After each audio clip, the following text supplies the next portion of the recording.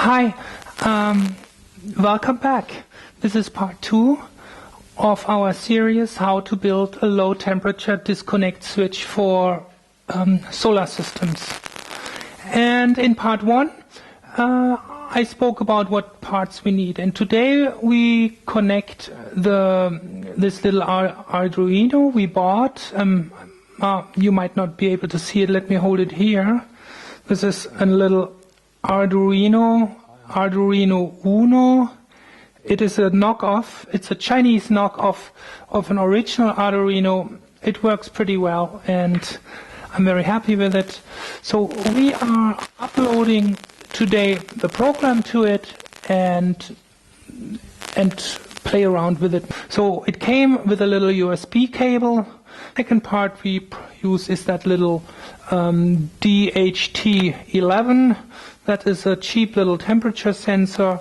First we install the software. The software we install on our notebook is a little program that's called Arduino IDE. What this IDE means, I don't know.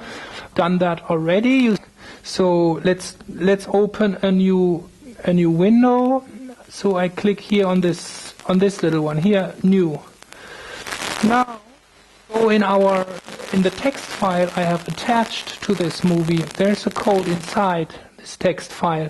We go into this text file and we select everything and copy it, and then we paste it right into that field.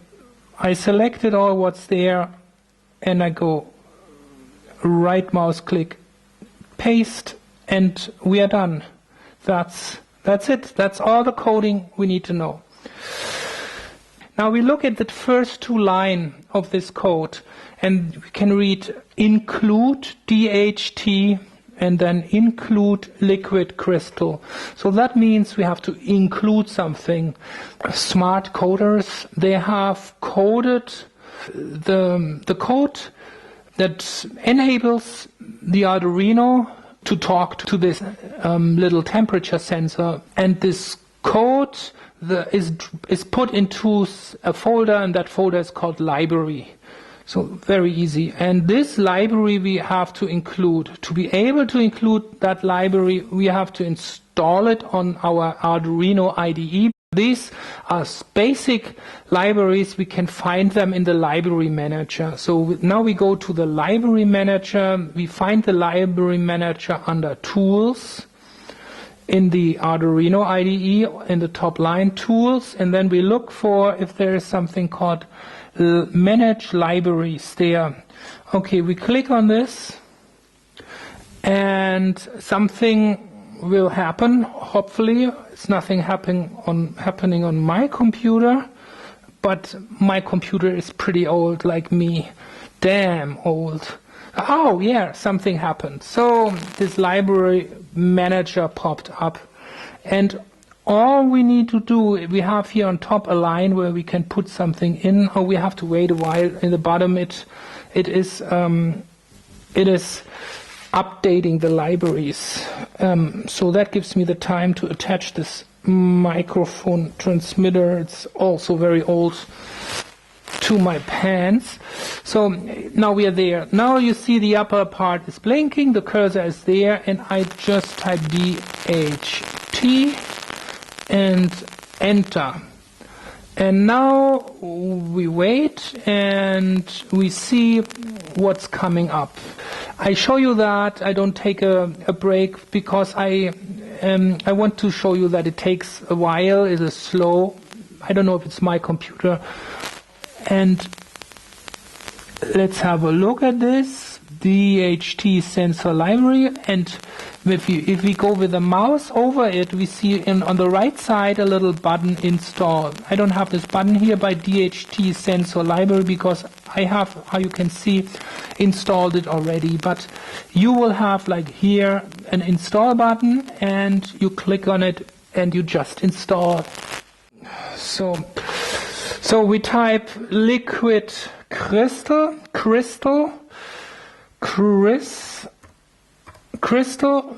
wieder enter, and now we have a look what's coming up. wait. And what's coming up? Slide liquid crystal dummy. That's not what we are looking for. I wrote it wrong. Yeah, I see. Liquid CRYSTAL. Okay, it's not doing anything. Oh yeah, now it did. Okay, what do we have? We have liquid crystal, and that's it. And there's this library, it's called liquid crystal.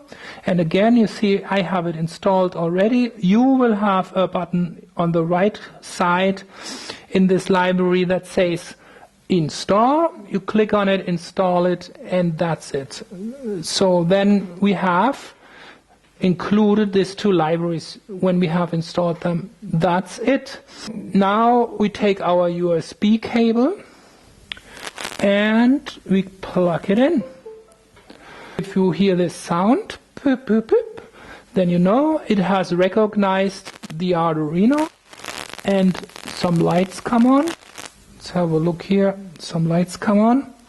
One is a power light, and the other, the orange one, is the pin 13 light. Now we go on our Arduino IDE, that is the software. We go again to Tools, and we have to have a look at Port. There we have to select the port their Arduino is connected on. On my computer it's port 3. Okay, that's it. And when we are at it, we look at the next part here, that is board. There is written board, it's right above port, and there we select our Arduino we are using, and we are using an Arduino Uno, so we select Arduino Uno, and we are done. Alright, that's it. Now the computer knows on COM3 there is an Arduino Uno, and now we have this little buttons here on the top in the left, these blue buttons, and we click on the, let's see, on the first one from the right, we save it. That was the first button from the right. Now we click on the second button from the left. That is this arrow that points to the right side. Okay, we click on this, and now if there is no problem, we see in the bottom right of our window a little green bar, and this green bar tells us that the program, the code is compiling, and when it's compiled, when it's finished and everything is fine, then, and our libraries are installed well, we will get the program to be uploaded. Still waiting, it's not doing much. Oh, now you see there's another light coming on. Now there's something happening, and now we're done. Our program now has been uploaded to the Arduino. There we go. There's another light came on. That means it's talking to it. So that was it. Not a big deal. We are all done. Now we can play around with it.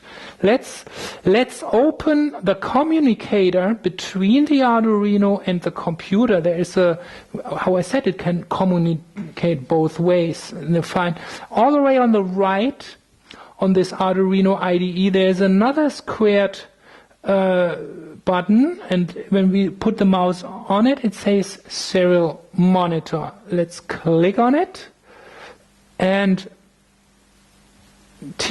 nothing. Oh, there's something happening. And we see there it is giving us data. It says solar voltage 325, battery voltage 326. Of course, that is all bull, because we have no sensing here. Then we have temperature in Celsius, none. That means there's none connected. Then we have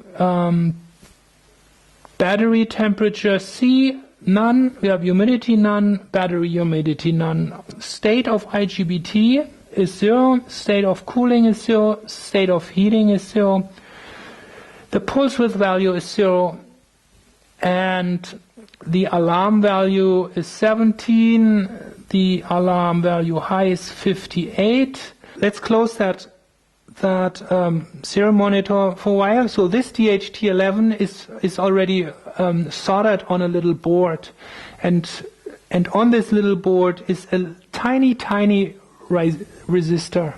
So if you order this DHT11 without the board, you need to connect the resistor externally, and so I don't have to do it. I save some work. I ordered this DHT11 with the board. Also, I have 3 wires, no more. That's also nice. Just 3 wires. Okay, I know. I look into the code. It's everything written in the code, so we don't have to find out anything big. Let's see. We have choose your sensor, DHT11 or DHT22. eLego did not use normal pin layout. This one is this knockoff sensor from eLego. On the PCB of the DHT, this is this little board here. The middle pin on the most DHT unit is data, but it is on the left side from the front on the eLego. So I look on it from the front, it's on the left side. That is this little yellow one here in this case. This little one is my data. Okay, let's scroll down, let's look further down what it says. Temperature and humidity sensor input. Let's go for battery temperature, that is the second one, TH-BUT. Also temperature, humidity, battery equals pin 3. Behind is written battery temperature and humidity on pin 3 on Arduino. So that's pin 3. Let's touch this Arduino and go to pin 3. That is here, and 1, 2, 3. That's this one here. Stick it in. And then we have 2 more left. For the 2 more, what do we have to do? Let's see. So we look at the text, and it says pin 2 on the DHT is 5 volt. So pin 2 is this brown ones here in the middle. So we look on the thingy here is somewhere 5 volt. Here it says 5 volt. No, stick it in there. And pin 3 is ground. So we have somewhere ground, and we stick it in there. And that's it. Let's open our serial monitor again, and let's see if we get a result. No, we have to wait a while. It's coming up. And what do we read? We read temperature, battery 29.5 degree. Wonderful. Battery humidity 28%. Bingo. Oops, that was my microphone. So now I put my hand on it and see what it's doing. And I see the temperature is it doing something? It's doing nothing. Should come up. Oh yeah, 29.9. Now it's 30. Okay, it's coming up. It's working. That was it. So we know our system is working, our system is thinking, and we are in business. We just have to connect the 2 temperature, humidity sensors. We can start our project. We can now also have a look at the outputs: state IGBT 0, state cool 0, state heat 0, PWM 0. That's why is that? That's sure we have no batteries connected to it. It's no voltage sensing. We can fake some batteries now for playing around, but we do that the next time. We put some potties, some potentiometers on the voltage input, and we fake a battery, and then that's the project for the next movie. For that we need 2 little 10 kilo ohm potentiometers and solder some wires to it, and then we can fake the batteries with that. Okay, I wish you all a nice day and have fun playing with that. See you next time. Bye.